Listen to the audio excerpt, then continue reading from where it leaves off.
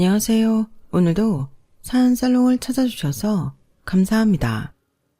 결혼 3개월 차 30대 여성이에요.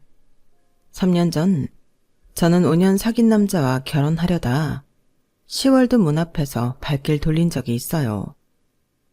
지금에 와서야 말이지만 그때 결혼을 안 한 게 얼마나 다행인지 모르겠어요. 똥차 가고 벤치 온다고 그때 파혼을 한 덕분에 지금의 멋진 남편을 만날 수 있었거든요. 그런데 왜 다 지난 얘기를 이제 와서 다시 꺼내냐고요? 그건 다 잊고 살려는 사람 앞에 똥차가 다시 굴러와 행패를 부렸기 때문이에요. 그래도 다행인 건 이번 일 덕분에 제 남편과 시부모님에 대한 믿음이 더욱 공고해졌다는 거예요. 그럼 지금부터 제가 버린 똥차를 내 손으로 폐차시킨 사연을 전해드릴게요. 편의상 헤어진 전 약혼자를 예랑이라고 할게요. 예랑은 재수를 하던 때 만났어요. 당시 저는 서울 소재 대학에 합격해서 입학까지 했지만 부모님 몰래 휴학을 하고 재수학원을 다니고 있었어요. 부모님 몰래 저지른 일인지라 학원비도 제 손으로 벌여야 했죠. 다행히 제가 입학했던 대학이 상위권 대학이라 과외자리를 얻을 수 있었고 그 덕에 재수학원 학원비는 벌 수 있었어요. 그때 제가 과외를 했던 학생 중 하나가 예랑이었어요. 집은 꽤 크고 겉보기엔 번드르르한 집이었지만 매달 과외비를 늦게 주셔서 사람을 참 곤란하게 만들곤 하셨죠. 그나마 제가 맡고 있던 과외 학생이 예랑 외에도 더 있어서 학원비를 못 내는 불상사는 없었지만 그래도 한두 번도 아니고 매달 과외비 독촉을 해야 하니 기분이 좋을 수는 없었어요. 과외비가 늦어지는 것도 문제지만 특히 대응 방식이 참 기가 막혔어요. 내가 워낙 사업을 크게 하다 보니 푼돈 나가는 건 신경을 안 쓰게 되네. 그깟 과외비 얼마나 한다고 귀찮게 이런 독촉 전화까지 받고 말이야. 그런데 말이지, 내가 깜빡한 건 사실이지만 그렇다고 꼭 이렇게 독촉 전화까지 해야 해? 많이 늦은 것도 아니고 고작 2주 늦는 건데 그걸 못 참고 득달같이 전화하는 건 좀 그렇지 않냐 이거지. 명문대 출신도 아니고 그저 그런 대학 출신이면서 좀 유난스럽다. 암튼 오늘 중에 과외비 붙여줄 테니까 그렇게 알아요. 사주가 한 달인데 그중 2주가 늦은 게 고작이라니 정말 어이가 없었어요. 매달 과외비 받을 때마다 이런 실랑이를 하는 게 귀찮기도 하고 마치 내가 능력도 안 되는데 돈만 밝히는 사람인 것처럼 치부되는 것도 참기 힘들어서 과외를 그만두기로 했어요. 그런데 얼마 지나지 않아서 예랑 어머님이 저한테 전화를 했더라고요. 과외를 그만둘 때 과외비는 말일에 정산을 해주겠다고 했었는데 그 일로 전화를 한 줄 알았어요. 그런데 의외의 말을 하지 뭐예요. 혹시 다른 과외 구했어요? 아니, 우리 애가 선생님 아니면 과외를 안 하겠다고 난리지 뭐야. 서울대생이랑 연고대생들을 붙여준데도 싫다니 내가 아주 미치겠다니까. 그래서 말인데 우리 애 과외 좀 더 해줘요. 요일은 내가 선생님 편히 봐줄게. 어머님, 죄송하지만 그건 안 되겠어요. 정호하고 잘 상의하셔서 다른 선생님 구하세요. 그럼 이만 끊겠습니다. 그러자 다급하게 소리를 치시더라고요. 선생님, 내가 부탁 좀 할게. 나 때문에 그러는 거면 내가 사과할게요. 내가 오죽하면 그만둔 사람한테 전화까지 해서 통사정을 하겠어. 우리 애가 선생님 아니면 공부 안 한다고? 밥도 안 먹고 얼마나 내 속을 썩이는지 몰라. 우리 애 과외만 맡아주면 내가 과외비도 매달 선불로 주고 애 성적 오를 때마다 보너스도 두둑이 줄게. 그러니까 안 된다는 소리 말고 제발 좀 해줘요. 어? 평소 고압적인 말투로 사람 무시하던 사람이 전전긍긍하며 매달리는 걸 보니 은근히 희열이 느껴지더라고요. 사실 과외를 하면서 얘랑 어머니 태도가 마음에 안 들었을 뿐이지 얘랑한테는 반감이 없었거든요. 아니, 오히려 말도 잘 듣고 숙제도 잘 해오고 성적도 잘 나오는 편이라서 예뻐하는 학생이었어요. 그래서 마지막으로 한 번 더 믿어보자는 생각으로 과외를 다시 맡게 되었죠. 저도 수능 시험을 준비하는 처지라서 고3이던 얘랑 수업을 하는 건 저한테도 도움이 많이 됐어요. 마치 친구랑 같이 공부하는 기분이었거든요. 따지고 보면 저는 제 공부를 하면서 과외비까지 받는 셈이었어요. 그렇게 시간은 흘러 수능 시험이 코앞까지 다가왔어요. 예비 소집일에 시험 볼 학교에 다녀온 저는 집에 가서 마지막 총정리를 할 생각이었어요. 그런데 그때 얘랑한테 전화가 온 거예요. 잠깐 만날 수 있냐고요. 다른 사람이었다면 거절했을 텐데 시험을 앞둔 제자의 부탁인지라 거절을 못하겠더라고요. 그렇게 약속 장소로 나갔는데 얘랑이 선물 봉투를 건네더라고요. 봉투 속을 보니 찹쌀떡이랑 손난로, 그 밖에 간식거리가 잔뜩 들어있었어요. 이걸 왜 나한테 주는 거야? 이건 너한테 필요한 거잖아. 그러자 얘랑이 멈칫거리다가 그러더라고요. 선생님도 내일 수능 보잖아요.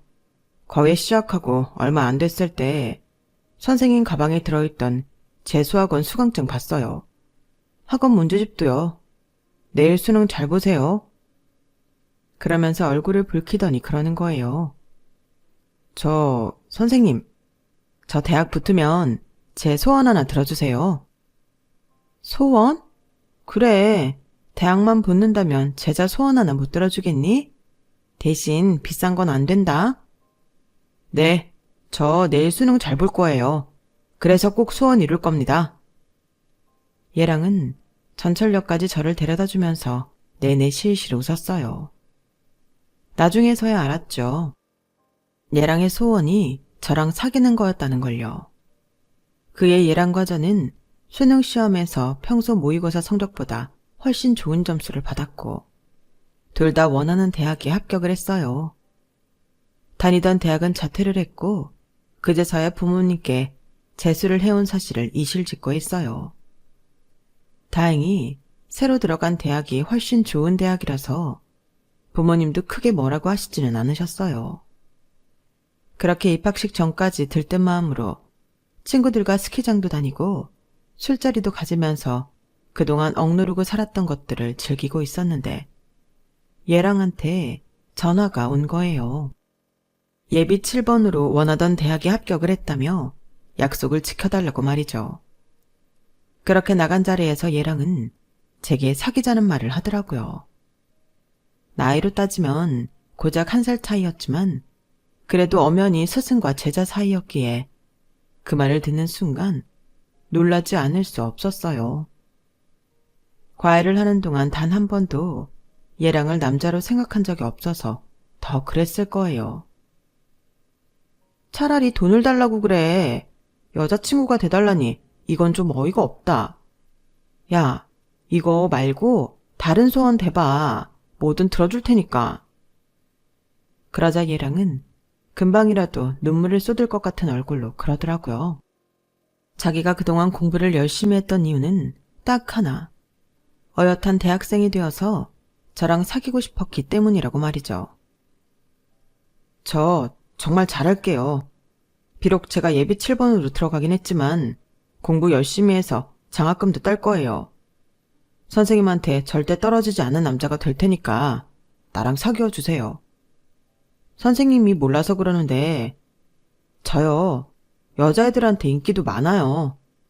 그 많은 애들 다 거절하고 선생님한테 고백하는 거라고요. 그래, 그 마음은 내가 고맙게 받을게. 그런데 난 너를 남자로 안 봐. 남자로 안 보이는 애랑 어떻게 연애를 하니? 그러니까 안 될 사람한테 시간 투자하지 말고 너 좋다는 여자애들 만나. 내년이면 군대도 갈 텐데 그 전까지는 여자친구를 만들어 놔야 할 거 아냐. 내 말 알아들었을 거라 믿는다. 저는 도망치듯 그 자리를 벗어났고 그날 이후 얘랑은 수시로 제게 전화를 해댔어요. 심지어 제가 다니는 학교까지 찾아오기도 했고요. 한결같은 그 모습에 동기들은 그냥 한번 만나보라고 제 등을 떠밀기도 했지만 그땐 정말 얘랑이 남자로 안 보였어요. 그러던 어느 날이었죠. 매일같이 출근 도장을 찍듯 학교로 찾아오거나 전화를 해대던 얘랑이 코빼기도 안 보이는 거예요. 이제 정신을 차렸나 보다 생각했지만 왠지 허전하더라고요. 그렇게 1주, 2주, 한 달이 지나자 되려 제가 더 안달이 나지 뭐예요. 그렇다고 먼저 전화를 하기엔 자존심이 상해서 그러지는 못하고 무작정 얘랑네 학교로 찾아갔어요. 물어물어 얘랑네 과 건물까지 갔지만 도저히 건물 안까지는 못 들어가겠더라고요. 그래서 그냥 발길을 돌리려는데 누가 제 어깨를 잡지 뭐예요. 깜짝 놀라서 돌아봤더니 얘랑이 좋아 죽겠다는 표정으로 저를 내려다보고 있더라고요. 아, 빼도 박도 못하게 딱 걸렸구나 생각했죠. 그런 와중에도 쥐꼬리만한 자존심은 있어서 되지도 않는 소리를 짓거렸지 뭐예요. 너 보고 싶어서 온 건 아니다. 매일 보이던 놈이 안 보이니까 혹시 무슨 일이 있나 걱정이 됐을 뿐이다. 이런 걸로 우리가 무슨 사이라도 되는 것처럼 생각한다면 그건 네 착각이다 등등. 입에서 나오는 대로 떠들었어요. 그랬더니 얘랑이 피식 웃으면서 그러는 거예요. 그럼 일단은 친구로 지내요. 이제 과외 선생도 과외 학생도 아닌 친구로요. 그러다 정말 내가 좋아지면 우리 그때 사귀는 걸로 해요. 뭐 그럴 일은 없겠지만 친구로 지내는 건 좋아. 모양새가 조금 빠지긴 했지만 그 순간엔 그게 최선이다 싶어서 친구가 되기로 했어요. 그렇게 우리는 친구 사이로 1년 가까운 시간을 보냈고 이듬해 얘랑은 군입대를 앞두게 되었어요. 말이 친구 사이지 거의 매일 만나서 데이트를 하고 시험 때는 같이 공부도 하고 생일과 크리스마스도 함께 보내서 남들 눈엔 영락없는 연인 사이로 보였을 거예요.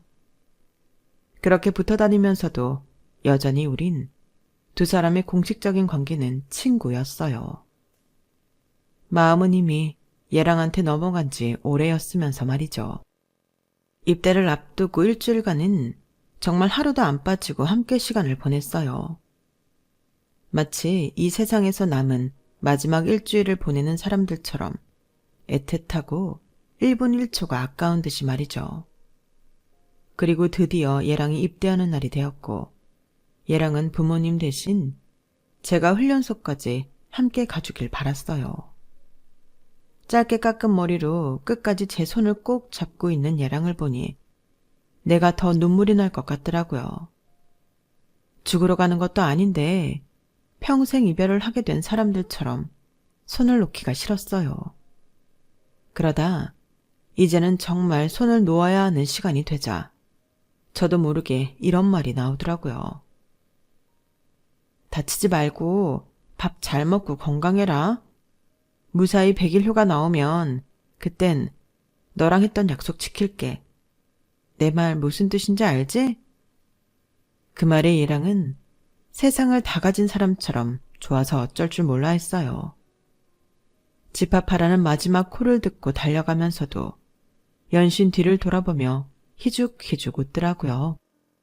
그렇게 얘랑을 훈련소에 보내고 집에 돌아온 저는 시간이 이렇게 느리게 갈 수 있나 새삼 놀라면서 하루하루를 보냈어요. 늘 얘랑과 함께 지냈던 터라 그 빈자리가 너무 크게 느껴지더라고요. 바쁘게 몸을 움직이면 그 순간만이라도 얘랑 생각이 덜 날까 싶어서 아르바이트도 늘리고 일부러 과 친구들과 술자리도 갖곤 했지만 집에 돌아와 달력을 볼 때면 한숨만 나곤 했어요.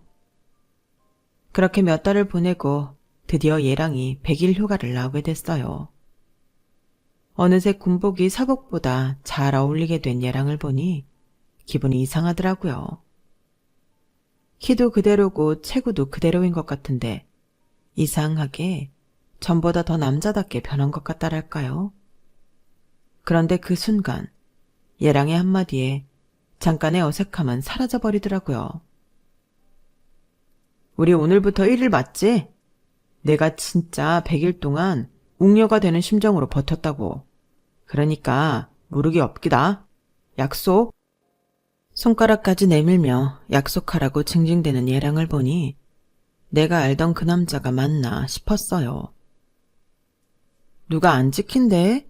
그리고 웅녀는 뭐 너만 됐냐? 나도 입에서 마늘 냄새, 쑥 냄새가 진동하는 것 같다. 그러니까 너 군화 거꾸로 신으면 그땐 가만 안 둬. 오래 기다려온 만큼 오랜만에 데이트는 시간은 쏜살같이 빠르게 지나갔어요. 그렇게 시작된 우리의 연애는 얘랑이 제대를 한 후에도 이어졌어요. 입학은 같이 했지만 얘랑이 군복무를 하는 동안 2학년 위로 올라간 저는 졸업도 먼저 하고 취직도 먼저 하게 되었죠. 모든 관계가 그렇겠지만 사귀는 중간에 말다툼도 하고 헤어질 위기도 있었지만 그래도 오래 함께한 시간이 있어서 그런지 둘 중 누구의 입에서도 그만 만나자는 말은 나오지 않았어요. 그러다 얘랑도 졸업을 하고 취업을 하게 되면서 자연스럽게 결혼 얘기가 나오게 되었죠. 원래 저는 결혼을 30쯤에 할 생각이었는데 얘랑이 하도 닥달해서 앞당기게 되었어요. 매도 먼저 맞는 게 낫다고 1살이라도 어릴 때 결혼을 해야 힘든 고비를 수월하게 넘길 수 있다며 어찌나 말로 설득을 해대던지 못 이기는 척 넘어가 주기로 한 거죠. 그렇게 양가 부모님께도 결혼 의사를 밝히고 본격적으로 결혼 준비를 하기 시작했는데 예상치도 못한 암초에 걸려버린 거예요. 그동안 얘랑한테 빠져서 지내느라 제가 간과한 게 있었거든요. 바로 얘랑의 어머니였죠. 과외를 그만둔 이후 처음 뵙는 자리에서 그동안 잊었던 어머님에 대한 안 좋은 기억이 순식간에 되살아나 버렸어요. 세상에, 애 공부 가르치랬더니 순진한 내 아들을 꼬셔서 그간 연애질을 했던 거야? 김 선생, 아니 윤영아, 너 정말 앙큼한 아이구나. 엄마, 윤영이한테 뭐라고 하지 말랬지. 엄마가 자꾸 이러면 나 그냥 확 나가서 혼인신고부터 한다. 그러자 어머님은 저를 슬쩍 째려보시고는 아들을 달래기 시작했어요. 알았어 아들, 엄마가 안 그럴 테니까 화내지 마. 엄마가 우리 아들 뺏기는 것 같아서 심술나서 그랬어. 그래, 김 선생. 아니 윤영이라고 해야겠지? 기왕 이렇게 된 거 뭐 어쩌겠니? 나 모르게 5년이나 사귀었다는데 이제 와서 헤어지라고 할 수도 없는 노릇이고. 그래, 부모님은 무슨 일 하시니?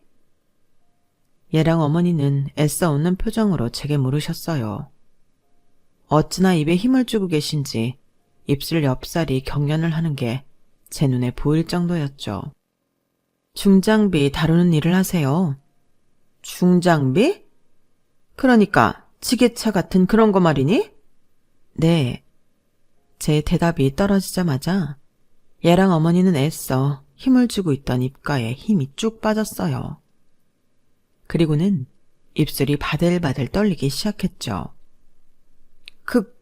그러니까 공사판에서 쓰는 그 지게차 말인 거구나.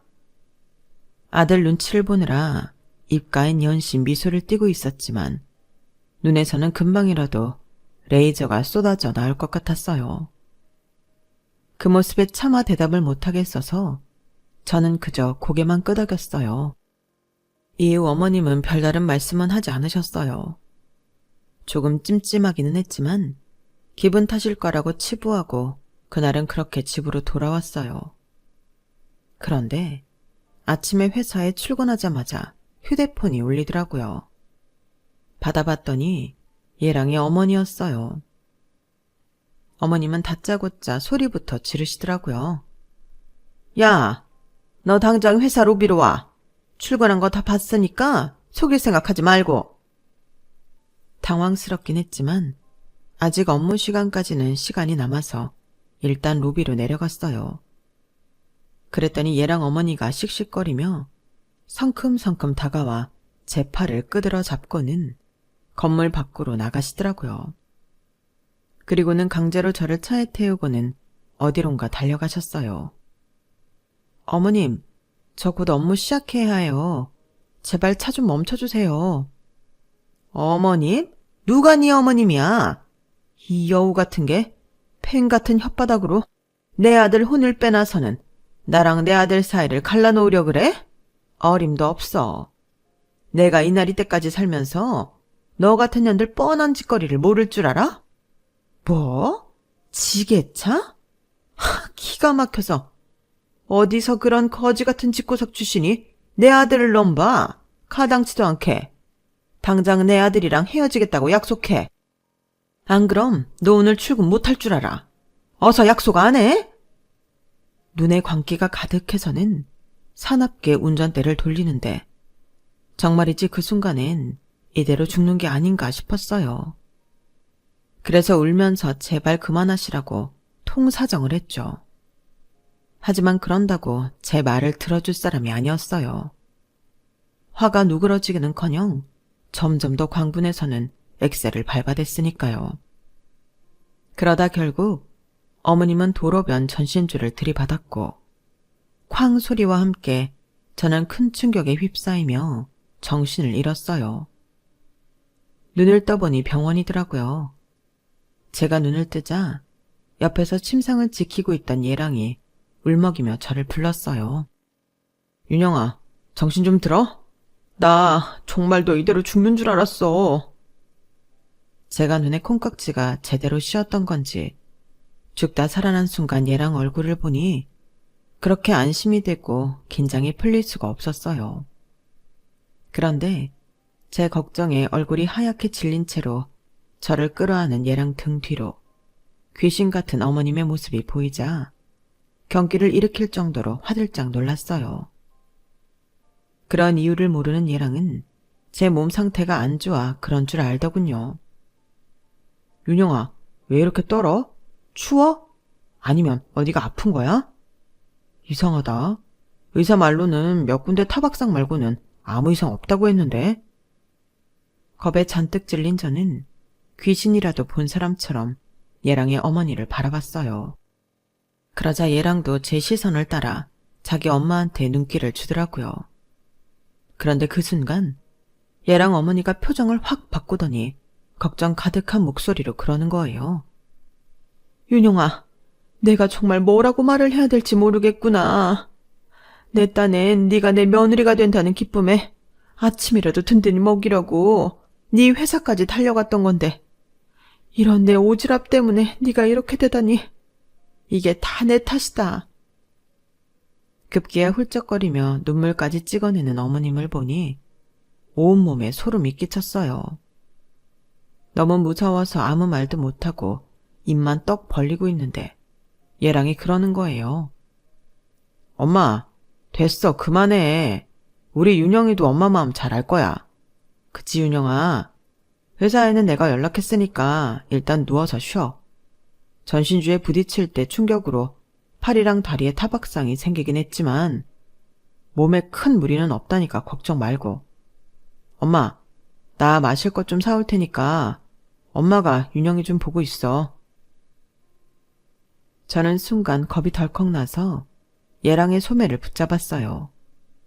하지만 너무 겁이 난 나머지 아무 말이 나오지 않더라고요. 왜? 뭐 필요한 거 있어? 말해, 사다 줄게. 나 회사에 월천해서 오늘은 네 옆에 있을 거야. 저는 가지 말라는 말을 하려고 애를 썼지만 그 순간 입에서 나온 소리는 어버버 하는 요상한 소리였어요. 그제야 제 상태가 이상하다는 걸 안 예랑은 놀란 표정으로 너스코를 눌렀죠. 아무 이상이 없을 거라는 말과 달리 저는 말을 할 수가 없었어요. 의사는 사고 당시 충격으로 생긴 일시적인 증상일 거라고 했지만 그마저도 저한테는 공포로 다가왔어요. 옆 침상에 누워 호시탐탐 저를 노리는 얘랑 어머니와 자기 엄마가 어떤 사람인지 꿈에도 모르는 얘랑. 그 사이에서 저는 말조차 할 수 없을 정도로 무력한 상태였으니까요. 뒤늦게 예랑의 연락을 받고 병원으로 달려온 아빠는 멀쩡한 저를 보고는 긴장이 풀렸는지 휘청 하시더라고요. 그런데 그런 저희 아빠를 바라보는 예랑 어머니의 표정이 정말 가관이었어요. 현장에서 바로 달려왔는지 아빠는 가슴팍과 등에 회사 이름이 적힌 작업복 점퍼를 입고 있었는데 어머님이 그 모습을 보고는 인상을 찌푸리는 거예요. 더러운 오물이라도 본 것처럼 몸을 잔뜩 뒤로 빼면서 말이죠. 그런데도 저희 아빠는 얘랑 어머니한테 예의를 차려가며 정중하게 인사를 하시더라고요. 그 모습을 보니 우라통이 터져서 아빠를 흔들며 나 좀 데려가라고 소리쳤어요. 그런데 제 의도와는 달리 제가 어버버거리면서 발작을 하는 듯이 보였나 봐요. 그런 저를 보고 놀란 아빠는 그대로 저를 끌어안고는 괜찮다는 말을 반복해 주셨어요. 그 사이 간호사를 불러온 예랑 때문에 저는 진정제를 맞고 잠이 들어버렸죠. 제가 정신을 차린 건 귓가에 들리는 소름 끼치는 목소리 때문이었어요. 약기운에 정신이 몽롱한 가운데 들리는 그 목소리의 주인공은 예랑의 어머니였어요. 네 년이 아주 쇼를 하는구나. 이런다고 내가 눈이나 깜빡할 줄 알아? 이제 보니 없이 자란 년이 팔자 고치려고 내 아들 물고 늘어지는 게 틀림없어. 네 애비 꼬라지만 봐도 알지. 아, 금이야 오기야 키운 내 새끼를 저런 거지 같은 년한테 뺏기게 생기다니. 내가 속에서 천불이 나서 가만히 있을 수가 없네. 애미 없이 자란 년이라 그런지 하는 짓이 어찌나 천박한지 몸뚱이 하나로 남자 휘두르려고 하는 꼴이 아주 가관도 아니야. 눈 떠 이년아. 정신 차린 거 다 알아. 네가 내 아들 눈은 속였는지 몰라도 나는 못 속여. 내가 이날이 때까지 너 같은 년 한둘 상대했는 줄 알아? 어디서 개수작이야? 아쭈, 이게 끝까지 눈을 안 떠? 그래, 누가 이기나 어디 한번 해보자. 내 아들 믿고 네가 이렇게 까부는 모양인데 오늘 우리 아들 안 와. 내가 심부름을 보냈거든. 그러니 내 아들 등에 업고 수작 부릴 생각이라면 일찌감치 버리는 게 좋을 거다. 저는 고양이 앞에 던져진 생선처럼 언제 잡아먹힐지 모른다는 공포에 벌벌 떨면서 이불 속에 파묻혀 있었어요. 그리고 밤이 되자 현장 일을 정리하고 돌아오신 아빠가 병실로 들어왔어요. 그러자 얘랑 어머니가 기다렸다는 듯이 쏘아 붙이더군요. 어디 공사판에서 지게차나 나르는 주제에 우리 집이랑 사돈을 맺으러들여? 엉감생심. 아이고, 지나가던 개가 다 없겠네. 이봐요. 못 배워서 지게차 운전이나 하는 주제에 분수에 맞게 살아. 어디 감히 내 아들을 넘봐? 딸년 팔아서 우리 집 재산 넘볼 생각인가 본데 어림도 없어. 나 그렇게 만만한 사람 아니야. 내가 지금이라도 회장님한테 전화 한 통 넣으면 너희 같은 거지들은 한 방에 처리해 주신다고. 당신 땡땡건설이라고 알아? 거기 회장님이 우리 아들 생부야. 그나마 꼴랑 지게차 운전이라도 해서 입에 풀칠하고 싶으면 조심하는 게 좋아. 쥐도 새도 모르게 생매장 당하고 싶지 않으면 정신 똑바로 차리라고. 어디서 이런 버러지 같은 것들이 꼬여서는? 그러자 참다 못한 저희 아빠가 조용히 한마디 하셨어요. 땡땡건설 회장님이라면 김땡땡 회장님 말씀이십니까? 아이고, 꼴에 공사판 흙먼지 좀 마시고 산다고 뭘 알긴 아나 보네. 우리 회장님을 다 알고? 그래, 그분이 우리 정호 친부야. 잘 알았으면 네 딸내미 데리고 얼른 꺼져. 그런데 조금 이상하네요. 내가 알기론 정호군은 윤씨로 알고 있는데 어떻게 부친성이 김씨일까요? 게다가 내가 알기론 김 회장님께는 아들이 없습니다. 따님만 두 분 있거든요. 그런 이유로 회사도 맞사위한테 물려주신다고 들었습니다만. 아, 오해는 마세요. 내가 김 회장님과는 막역한 사이라 그 집 사정에 대해서는 남들보다 조금 더 아는 편이니까요. 김 회장님이 늘 그러셨거든요. 당신한테 아들이 하나만 있었어도 우리 윤영이를 며느리로 삼았을 거라고요. 그리고 그쪽 말대로 내가 지게차 운전을 하는 건 맞는데 그건 어디까지나 내가 가진 사업체를 운영하려면 대표인 나도 중장비 정도는 다룰 수 있어야 해서 자격증을 몇 개 딴 것뿐입니다. 알아야 장사도 할 거 아닙니까? 그 말에 얘랑 어머니는 턱이 땅에 닿을 정도로 입을 쩍 벌리곤 저희 아빠를 쳐다보더군요. 내가 어디 가서 돈 자랑하는 사람은 아닌데 그쪽한테는 확실히 알려주는 게 좋을 것 같네요. 말끝마다 우리를 보고 거지니 뭐니 헛소리를 짓거리는 걸 참을 수가 없어서 말이죠. 내가 운영하는 업체 연매출이 100억이 넘습니다. 그런데도 우리가 당신 같은 인간한테 거지라는 소리를 들어야 하는 겁니까? 사실 내 눈엔 대개 아들이 그리 탐탁치 않습니다.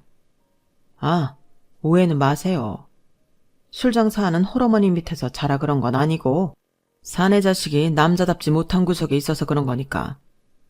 내가 비록 일에 치여 사는 사람이라 남들처럼 딸아이한테 지극정성을 쏟지는 못했지만 그래도 명색이 아버지인데 하나뿐인 내 딸과 결혼하겠다는 녀석 뒷조사 한번 안 했겠습니까? 비서를 통해 진작에 다 보고받았습니다. 누구 씨인지도 모를 자식을 낳아놓고 굴지기업 회장님 친자라고 소문내고 다니다가 몇 번 고소당한 적도 있으시죠?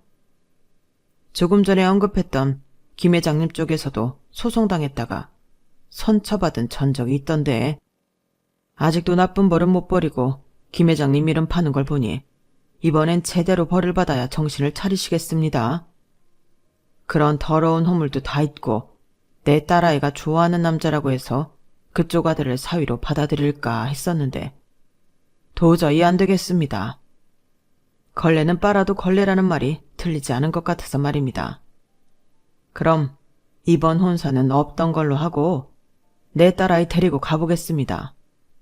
아, 혹시라도 해서 하는 말인데 앞으로 그쪽 아들이 우리 윤영이한테 접근을 하면 그땐 바로 회장님께 오늘 일 전하겠습니다. 술 장사가 신용을 잃으면 그날로 가게 접어야 하는 건 잘 아시리라 믿습니다. 나직하게 할 말을 다 끝낸 아빠는 이불 속에서 숨죽이고 있던 저를 안아들고는 병실을 나섰어요. 그리곤 미리 아빠 비서를 통해 수속을 마친 1인실로 병실을 옮겼어요. 그날 이후 얘랑은 몇 번이나 제게 전화를 했지만 저는 받지 않았어요. 그러자 회사까지 찾아와 제 직장 동료들 앞에서 울고불고 쌩 난리를 치면서 죽어도 못 헤어진다고 난동을 부리더군요. 한 번은 저를 강제로 데려가려고 시도까지 하는 바람에 결국 아빠가 경찰에 신고를 했고 접근 금지 명령을 받아냈어요. 그리고 경호업체에 의뢰해 한동안 제 출퇴근길을 돌봐주셨죠. 그때 제 경호를 맡아주었던 사람이 바로 지금의 제 남편이에요. 당시 남편은 오랜 직업 군인 생활을 정리하고 경호업체에서 일을 하다가 막 자기 사업을 시작한 참이었어요. 신생회사라서 대표인 자신도 현장 근무를 하고 있었는데 업무차 저를 만나게 되었고 예람과 그 모친으로부터 저를 지켜주다가 서로 연애 감정이 싹트게 되었고 3년간 연애를 하다가 3개월 전에 결혼을 하게 되었어요. 결혼을 적극 추진한 사람은 다름 아닌 저희 아빠였어요. 제 남편의 근면 성실한 점과 어떤 상황에서도 비겁하게 변명하지 않는 당당한 모습이 마음에 들어서 일찌감치 사익감으로 점찍고 있었다고 하더군요. 제 남편 역시 저희 아빠를 무척 잘 따르는데요. 자신이 존경할 수 있는 몇 안 되는 어른이라며 극찬을 할 정도로 장인에 대한 존경심이 대단하답니다. 똥차 때문에 마음고생 몸고생했던 저는 이제 과거의 상처는 다 잊고 잘 살고 있어요. 그런데 얼마 전에 산부인과 진료를 받으러 갔다가 생각지도 못한 상황에 오래전 똥차 모자를 조우하게 된 거예요. 산부인과 복도가 쩌렁쩌렁하게 울리도록 소리를 질러대서 두 사람이 왜 산부인과에 오게 됐는지 이유를 모를 수가 없더라고요. 얘랑이 만났던 여자가 임신을 했는데 아이와 산모를 책임지고 싶지 않았던 얘랑이 자기 엄마한테 도움을 청한 거였죠. 엄마, 나 정말 피임 제대로 했어. 그리고 난 얘랑 결혼할 생각 1도 없다고. 엄마도 알잖아. 나 눈 높은 거. 얘랑은 그저 엔조이였을 뿐이라고. 아니 어떤 미친놈이 나이트에서 원나잇 한 여자 인생을 책임져. 엄마가 얘 좀 설득해서 수술 받게 해줘. 어? 아들, 걱정하지 말고 아들은 회사 가서 일이나 해. 그리고 얘, 넌 이리 와. 앞으로 애 문제로 내 아들 괴롭힐 생각 말고 나랑 상대하자고. 너처럼 몸뚱이 함부로 굴리고 다니는 애들은 내가 잘 알아. 어디서 딴 놈씨를 배워선 내 아들 인생을 발목 잡으려 들어? 너 사람 잘못 봤어. 급기야 얘랑 어머니는 여자의 팔을 강제로 끌어당기며 진찰실로 끌고 들어가려고 했어요. 여자의 행실을 트집잡아 자기 아들 자식이 아니라며 중절을 강요하는 모양이었죠. 그러자 의사가 나와 안 된다고 거절을 했고, 그러자 얘랑 어머니의 전매 특허인 허위사실 유포가 이어졌어요. 니들이 뭔데 수술을 안 해줘? 내 아들이 누군 줄 알고 니들이 까부냐고. 땡땡건설 회장님이 우리 아들 생부야. 니들 땡땡건설 법무팀한테 소송을 당해봐야 정신 차리겠어? 집어러 개 못 준다고 5년이 지난 지금까지도 저런 되도 않는 말로 사람을 위협할 수 있다고 생각한다는 게 도무지 이해가 안 갔어요. 어쩜 사람이 변함없이 한결같은지 혀를 내두를 정도였죠. 그런데 그때 예랑이 저를 발견한 거예요. 한눈에 저를 알아본 예랑은 순식간에 달려와 저를 끌어안았어요. 윤영아, 진짜 윤영이 맞지? 내가 널 얼마나 보고 싶었는데. 나 지금까지 한순간도 널 잊은 적 없어. 정말이야. 아, 쟤는 그냥 내가 너무 외로워서 하룻밤 실수했던 것 뿐이니까 신경 쓰지 마. 윤영아, 우리가 이렇게 다시 만난 건 운명이겠지? 나 정말 너한테 잘할게. 그러니까 제발 나 좀 밀어내지 마. 어? 이거 놔. 숨 막힌단 말이야. 저는 그 사람 품에서 빠져나오려 발버둥을 쳤어요. 하지만 힘 차이로 인해 꿈쩍도 않더라고요. 그런데 그때였어요. 저희 아빠와 함께 병원으로 들어서던 남편이 이 광경을 보고는 정광석화처럼 달려들어 순식간에 그 사람을 제압했어요. 순식간에 벌어진 깔끔한 제압에 병원 안에 있던 사람들은 입을 떡 벌린 채 제 남편을 바라보더라고요. 개중 어떤 사람은 박수까지 치더라고요. 그 사람을 제압한 남편은 병원 측에 경찰 신고를 부탁했어요. 그러자 득달같이 달려온 그 사람 어머니는 제 남편 등을 핸드백으로 치면서 욕설을 퍼부었죠. 그 손 못 나? 내 아들한테서 떨어지란 말이야. 이 거지 같은 새끼가 어디서 귀한 내 아들 건드려? 내 아들이 누군 줄 알아? 내 아들이 땡땡건설 회장님 아들이야. 너 같은 인간이 손댈 사람이 아니라고. 손대라고 이놈아. 그때였어요. 그 사람 어머니의 핸드백을 손으로 막으며 저희 아빠가 끼어들었어요. 뭡니까? 내 사위 몸에 함부로 손대지 마세요. 내 사위는 당신처럼 더러운 인간이 함부로 손대는 그런 사람 아닙니다. 당신 아들이 땡땡건설 회장님 아들이라고요. 이거 참. 저희 아빠를 본 그 사람 어머니는 얼굴이 하얗게 질려서는 그제야 내 남편을 내리치던 핸드백을 손에서 놓았어요. 그리고는 눈알을 굴리며 빠져나갈 궁리를 찾는 것 같더라고요. 아주머니는 참 여전하십니다. 아직도 그런 허위 사실을 떠벌리고 다니니 말입니다. 내가 예전에 경고했죠? 한 번만 더 내 딸아이 앞에 나타나 허튼 짓 하면 회장님께 당신이 하고 다니는 짓거리 말씀드린다고. 이래서 죄 지은 인간은 벌을 받아야 한다는 겁니다. 선처를 해줬더니 달라진 게 하나도 없잖아요.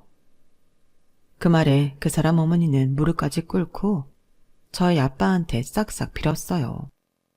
그러자 그 사람은 자기 엄마는 잘못이 없다면서 자기가 진짜 땡땡거설 회장 아들이라고 말하더군요.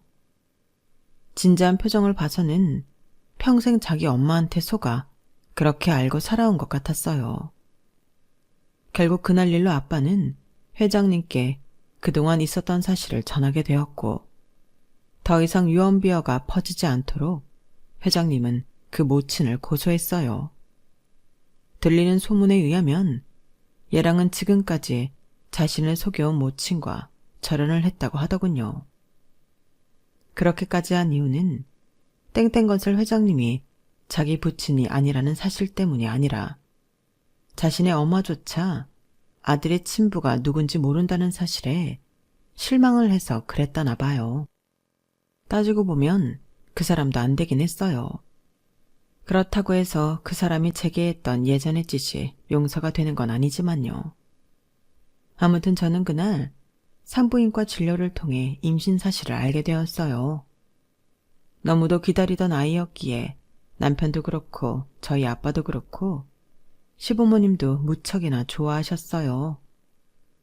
의도한 건 아니지만 이제 잊고 싶었던 과거도 온전히 끊어냈고 우리 부부한테 귀한 생명도 찾아왔으니 앞으로는 오늘보다 더 행복한 나날을 기대해도 되겠죠? 지금까지 제 사연을 들어주셔서 감사합니다. 저희 가족의 앞날에 많은 응원 부탁드리고요. 항상 건강하시고 여러분도 행복하세요. 여러분, 사연 댓글에 응원과 현명한 조언 부탁드려요. 좋아요와 구독은 저에게 큰 힘이 됩니다. 오늘도 좋은 일 가득하세요.